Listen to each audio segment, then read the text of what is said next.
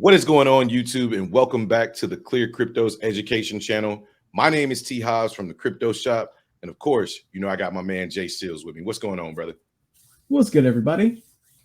Ladies and gentlemen, it has finally happened. All of the interest rate hikes that the Fed has been doing, they were doing a good job until the Fed finally broke something. Well, as you guys know, the last week or so, 3 banks have gone down. And it comes to find out there are more banks that may be suffering based off this article that we're going to go over. So, Jay Seals, take us through it, man. Yeah, man. 186 banks have been found at risk of crashing like SVB. So let's get into it. A recent study by economists identified 186 banks at risk. These banks face similar issues to that which caused the collapse of Silicon Valley Bank.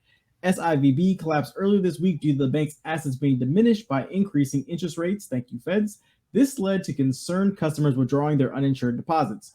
During the Federal Reserve's swift rate hike campaign, the economists evaluated individual U.S. banks. They assessed asset books and market value loss. Assets such as treasury notes and mortgage loans can decrease in value. This happens when new bonds offer higher rates. The economists also analyzed the bank's funding percentages. They focused on funding derived from uninsured depositors, those with accounts holding over $250,000. Their findings suggest a potential problem.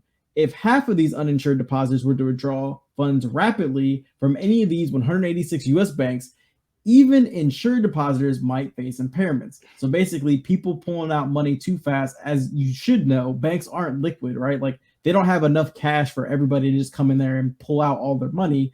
They're going to get hurt by it. So, I mean, as more of these banks start to go down, other banks are going to start to be fearful as well. And, you know, people who have their money in these banks get fearful, and that's what caused this problem.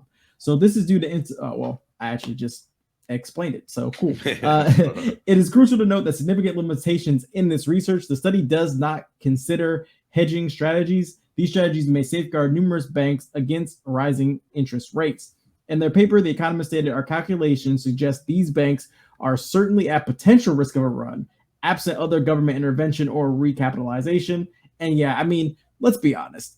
If more banks start to come down, the government just going to walk up and be like, here's some money. Let me just print out more money, turn this money printer back on, and let's, keep the party rolling. But the question is, for how long? For how long? So, Hobbs, what you got? It's an interesting situation. Here's what I think. I think that the government is in a little bit of a pickle, and I think these 186 banks that are, in duress, so to speak, they're going to let them fall. And here's why. I think that the government is trying to create some form of hysteria in the financial system to kind of push on their digital currency. Because I find this hard to believe that all of this is coming up right around the time that Fed payments now are coming out. If you don't know what that is, check out another video. We'll look into that. But what's going to happen is the Fed just set a precedence that if you're a larger bank, we will insure basically all of your depositors beyond 250,000, above what the FDIC says. So if I'm in a regional bank or a smaller bank and I'm only secured up to 250,000, what do you think I'm going to do? If I'm a larger depositor, I'm going to take my money out of the smaller bank and I'm going to bring my money over to the larger bank, which then in turn is going to make the smaller banks have much lower liquidity and not be able to operate, forcing them to pretty much shut down. That is going to create somewhat of a hysteria amongst the people who don't have 250K, because now they're going to feel like they can't trust regional banks, but they don't want to put their money in a big bank. Where does that put people? This is why I'm bullish on crypto and I'm bullish on digital currency, because once people start to lose faith in the financial system, I think that they'll finally have that realization that, you know what, maybe crypto isn't that bad, because now I get to be a governor of my own currency. So those are kind of my thoughts on it, man. I think it's going to be very, very interesting to see how this plays out over the next couple of weeks. We've had a few things happen already that are very, very interesting. As you can see in this chart right here, the Fed has officially started to introduce more money, aka turn on the money printer. This is a chart of the Fed's total asset balance sheet, right?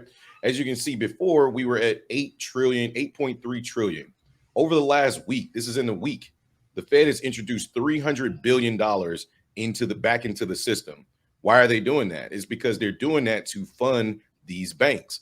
If you understand how the money is going to flow in the short term, this is going to be very, very bullish. For the long term, this is going to create hyperinflation.